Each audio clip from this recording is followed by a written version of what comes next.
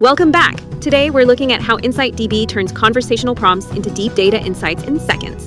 I'm logged in, and my food database is already connected as shown in the last video. Let's start with a complex request. I'm going to ask it to look at the past 3 months, break down sales by category and state based on our customer master data, and add a total value at the end of each row. Hit enter, and just like that, InsightDB processes the request. No SQL, no complicated pivot tables. You get a clean, state-by-state breakdown with your category metrics and the exact row totals we asked for. Let's push it further. I'll type, show me customers or SKUs where the sales return is greater than 4% of total sales over the last 6 months. Display the customer name, SKU, percent of return sales value, and the 6-month return value sorted by customer name. It automatically filters out the noise and hands you the exact accounts that need your attention. Now, if your InsightDB is connected directly to your ERP, you can actually visualize this data instantly with one click.